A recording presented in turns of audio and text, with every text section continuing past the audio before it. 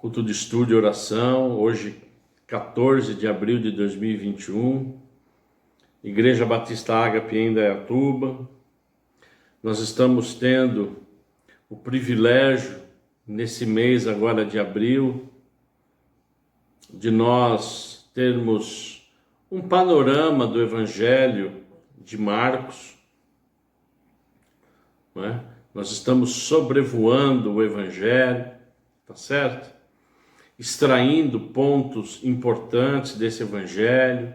Semana passada falamos, não é, de quem escreveu o Evangelho de Marcos, João Marcos, não é? Nós temos isso gravado no nosso canal, não é? Estudo e oração, não é? Estamos gravando aqui também, não é, esse estudo. E você, quando receber, por favor, divulgue, compartilhe a palavra é viva, não é? E nos dá um entendimento maravilhoso da palavra, não é? Porque nós sabemos que ela não volta vazia. Então eu gostaria que nós abríssemos o Evangelho de Marcos no capítulo 13.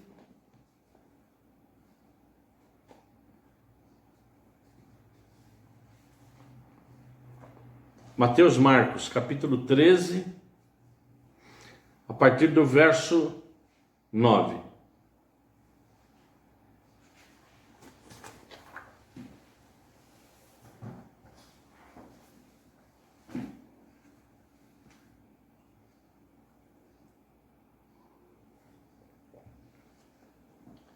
Diz assim a palavra do Senhor, Marcos 13, a partir do 9. Estejam de sobreaviso, porque as pessoas os entregarão aos tribunais e às sinagogas. Vocês serão açoitados e por minha causa serão levados à presença de governadores e reis para lhes servir de testemunho. Mas é necessário que primeiro o evangelho seja pregado a todas as nações.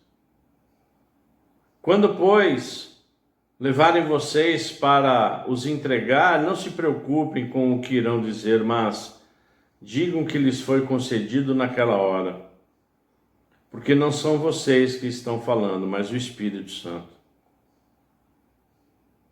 Um irmão entregará à morte o outro irmão, e o pai entregará o filho. Haverá filhos que se levantarão contra os seus pais e os matarão. Todos odiarão vocês por causa do meu nome. Aquele, porém, que ficar firme até o fim, esse será salvo. Pai, em nome de Jesus Cristo, nós lhe rendemos graças nesse momento e te pedimos em nome de Jesus que o Senhor nos dê o entendimento da sua palavra, que o Senhor revele a sua palavra, que ela caia no nosso coração. E que nesse momento não haja nenhum impedimento, que caia por terra, Pai, toda dificuldade de nós entendermos e de nós recebermos no nosso coração a sua palavra. Em nome de Jesus nós oramos agradecidos, Pai. Amém. O Evangelho de Marcos, ele foi escrito primordialmente aos gentios romanos, em especial, evidentemente, aos cristãos romanos, aos crentes romanos. É evidente que toda a Bíblia, ela é escrita para o crente. Porque só quem tem o Espírito renovado, ele tem a revelação do Espírito Santo. Mas a Bíblia, ela também é escrita para aqueles que não são convertidos. Porque a palavra ela é tão viva que o Espírito Santo se apresenta. Nessa palavra ele se revela sobrenaturalmente. Então muitas pessoas se convertem realmente. Muitas pessoas são tocadas pelo Espírito Santo lendo a Bíblia. Outro aspecto que é importante, que foi importante de Marcos e vale destacar, que como nós vimos, Marcos, ele foi um evangelista. Ele escreveu esse evangelho também para que servisse de base de evangelização dos gentios romanos. O que é um gentil? O gentil, ele não é um hebreu, ele não é um judeu, né? Não é um membro, né,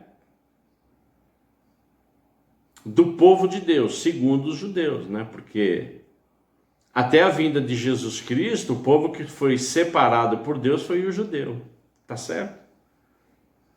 Então, uma das grandes dificuldades que há no judeu entender Jesus Cristo, Messias, como Senhor e Salvador de todo mundo é esse, né? Porque ele sempre foi meio que exclusivo. É por isso que existem algumas dificuldades no judeu. E uma delas é justamente essa.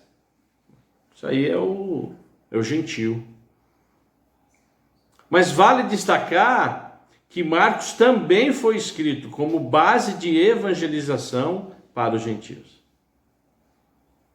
Romanos. Evidente que é para a igreja, não é? É evidente que é para a igreja, a gente já viu isso em Mateus. Mas Marcos não foge à regra de ser escrita primordialmente para os romanos. E quando a gente fala que a gente está vendo um panorama, realmente há de se destacar que nesse evangelho, Jesus Cristo, ele sempre está trabalhando. Jesus Cristo, ele está sempre exercendo o seu ministério, ele está sempre em atividade. Marcos, o evangelista João Marcos, ele dá mais ênfase às ações de Jesus Cristo do que propriamente dito os seus ensinos. Por quê? Por quê? Porque os romanos, eles se interessavam mais no trabalho, na prática, não no discurso. Olha que coisa. Dessa forma e dessa maneira, Marcos, ele é o evangelho, o menor dos evangelhos. Que eu convido você até a ler e depois dessas ministrações, ter essa percepção, né? Puxa vida, então, Jesus Cristo, né, no evangelho de Marcos, ele é apresentado com as ações. Sim, com as ações. É dessa maneira e é dessa forma que, por exemplo, a genealogia de Jesus Cristo, ela não é incluída nesse evangelho, como era Mateus, que Mateus foi direcionado fundamentalmente para quem? Para os judeus, não é? Porque não significa absolutamente nada isso para o romano, tá certo? Não é? Mas para os judeus sim, muito. Notem, e você vai notar agora por esse prisma de pouco ensino, que, por exemplo, o Sermão do Monte não é nem mencionado. Não é mencionado também nem a condenação às seitas judaicas, porque não é para o judeu, não é mais para o judeu. E você vai notando, não é? E é por isso que é importante nós estudarmos, nos aprofundarmos, porque tudo na Bíblia tem um porquê. O mais interessante, o mais motivador, pelo menos o que me motiva e o que deve te motivar, é sempre perguntar para o texto, para a Bíblia, para o verso, para o capítulo, né?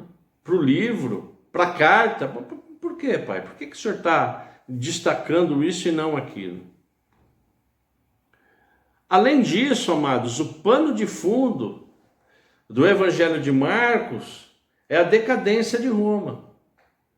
Roma, nessa época, que foi um pouquinho antes, nós vimos isso a semana passada, mais ou menos em 65, 66, que o Evangelho de Marcos foi escrito, havia um contexto decadente.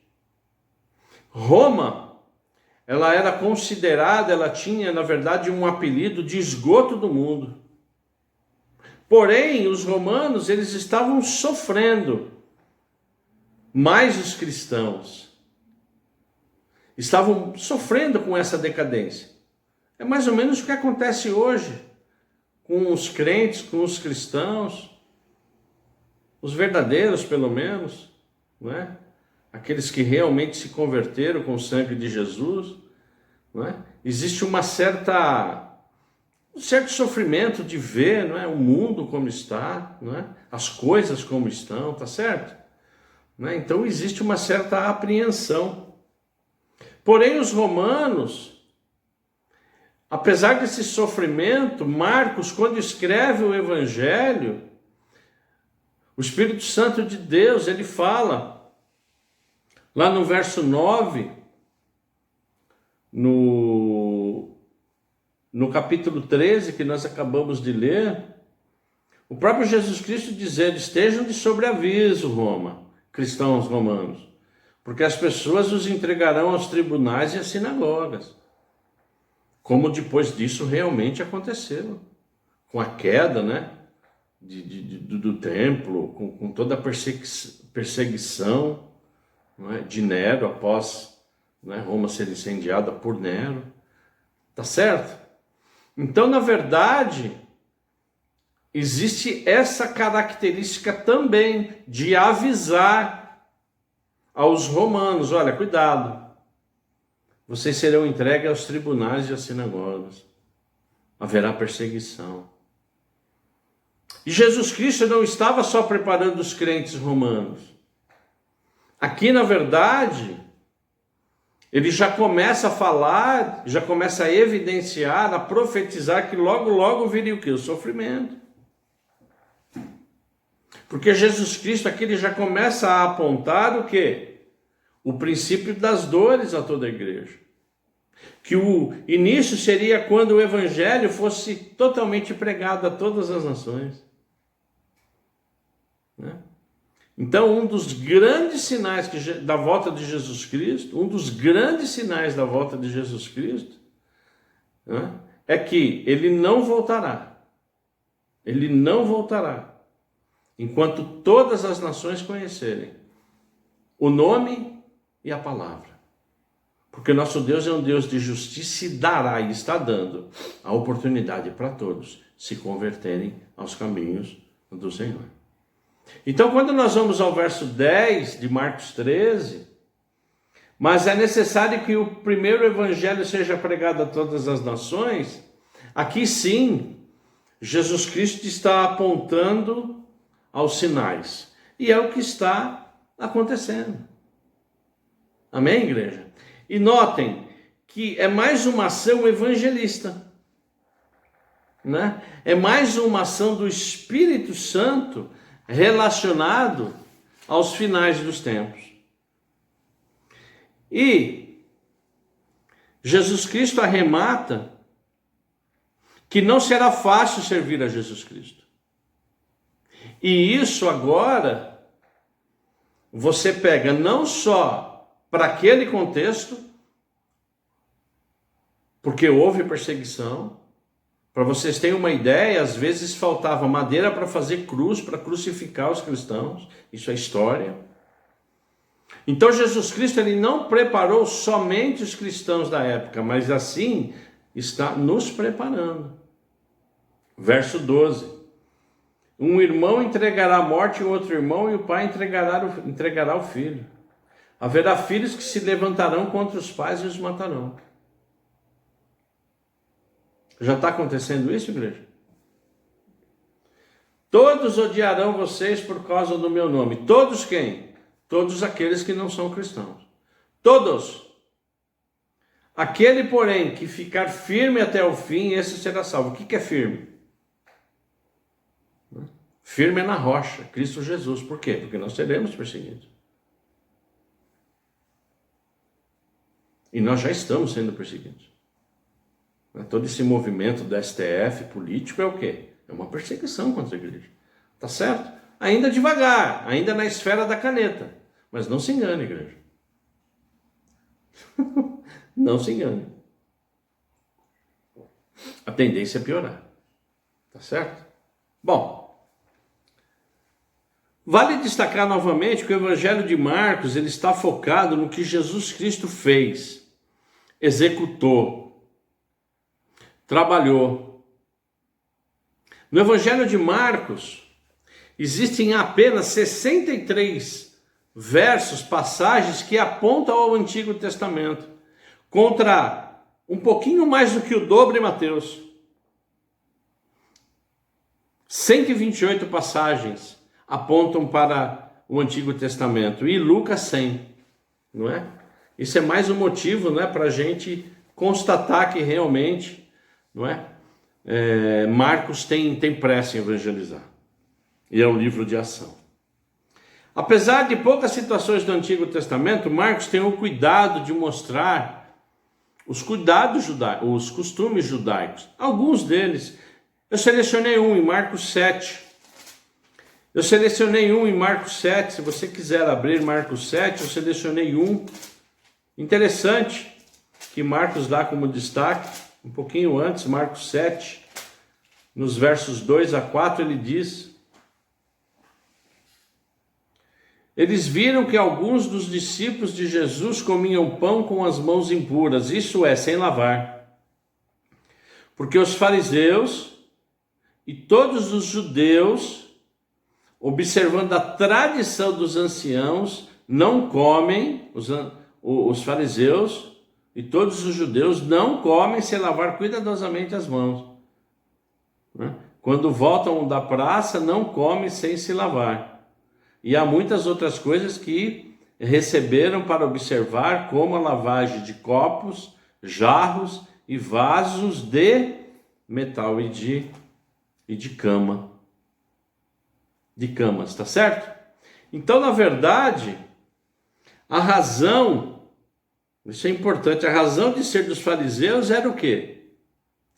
Era do judeu e do fariseu, tá certo? Vamos falar de uma forma ampla, né? Porque fariseu é uma seita judaica, assim como os saduceus, enfim. Mas o grande fato aqui que o judeu, o saduceu, o fariseu, ele sempre quis apresentar e preservar as leis de Deus.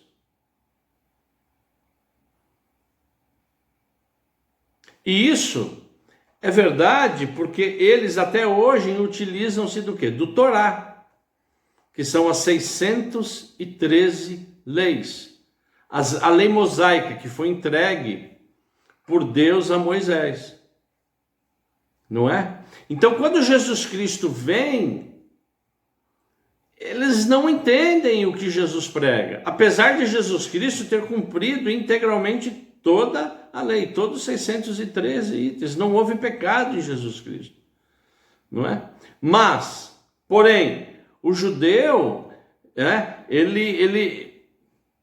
ele não podia aceitar esse tipo aqui, por exemplo, de costume, porque era uma tradição deles, a lavagem não só da mão, mas por favor, é lógico que nós lavamos a mão, tá certo? Esse não é o contexto aqui é eles se escandalizarem, não só com a lavagem das mãos, mas a lavagem do quê?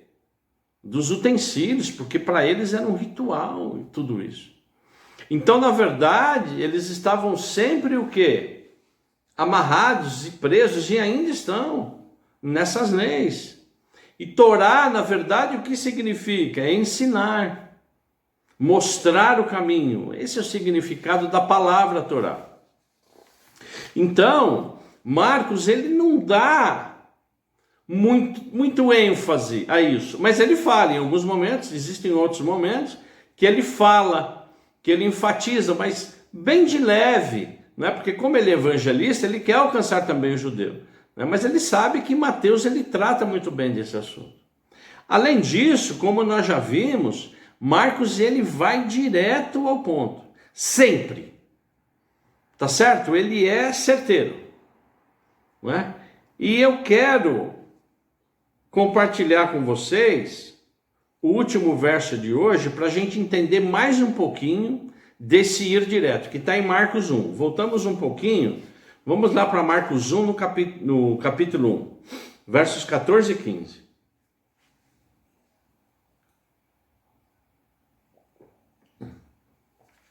Lembrando depois que toda a igreja tem a liberdade de orar, viu, amados?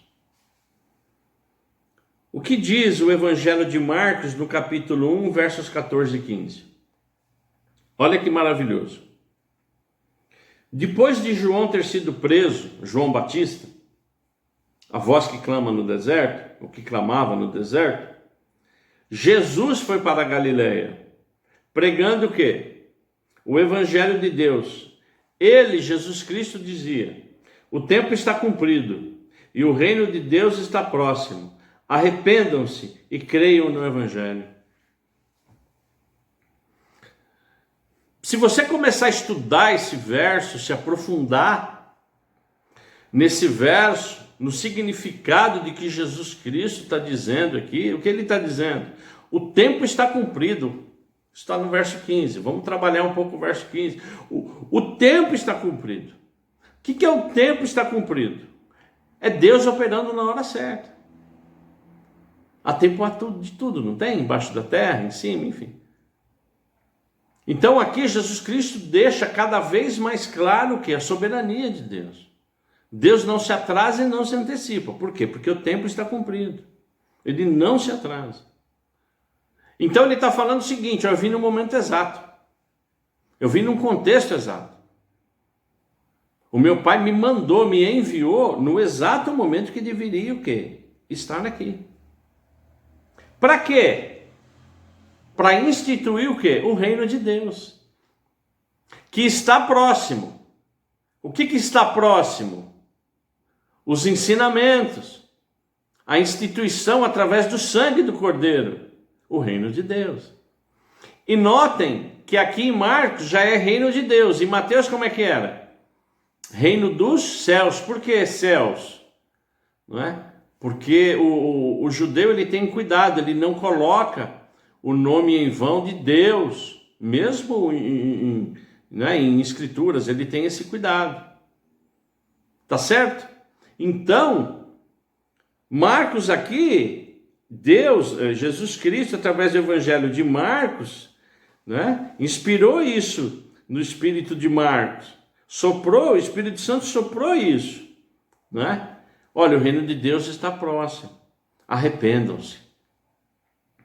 Aquilo que o meu primo, que João Batista estava pregando no deserto, agora quem está pregando sou eu.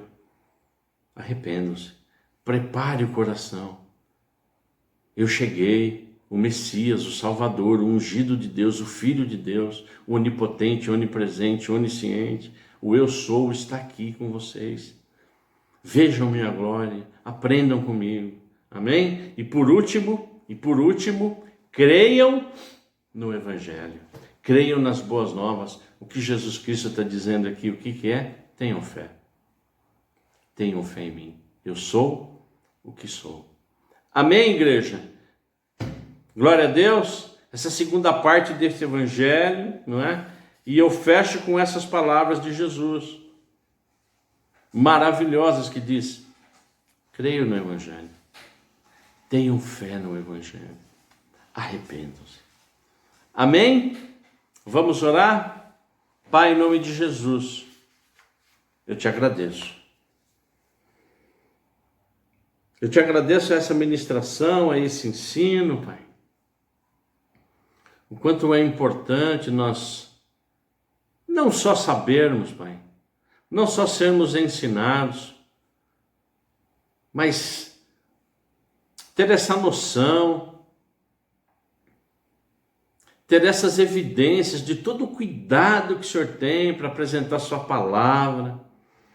Muito obrigado, Jesus Cristo. É um privilégio, é uma honra te servir. É uma honra ser um filho seu. É a honra ser o seu servo. Que o Senhor sempre continue, Pai, em nome de Jesus Cristo, se revelando à sua igreja, nos dando sempre a oportunidade, Pai, em liberdade, oh Deus, e aprender mais e receber mais de Ti. O Senhor bem sabe que são dias difíceis para toda a sua igreja, tempos de enfermidade, escassez às vezes de emprego, mas que em nome de Jesus a vitória é nossa, Pai. Nós sabemos em quem servimos, sabemos em quem cremos, Pai. Em nome de Jesus Cristo, nós verbalizamos aqui que nós teremos sim, continuamos sim, tendo fé no seu Evangelho, nas suas boas novas. Em nome de Jesus Cristo, Pai, que o Senhor nos dê força, que o Senhor esteja sempre conosco, renovando os nossos ânimos. Em nome de Jesus Cristo, muito obrigado. Obrigado por esse momento, pela sua palavra, pela revelação da sua palavra. Em nome de Jesus eu oro para que todos nós que estamos aqui ouvindo nesse momento a palavra, sejamos abençoados. A todos aqueles que infelizmente não estarão podendo também ouvir essa palavra, que o Senhor abençoe. Abençoe a nossa igreja. Que o Senhor sopre o seu Santo Espírito, Pai. Nós precisamos do seu Santo Espírito. Precisamos do seu sopro. Em nome de Jesus eu oro. Em nome de Jesus eu agradeço. Amém.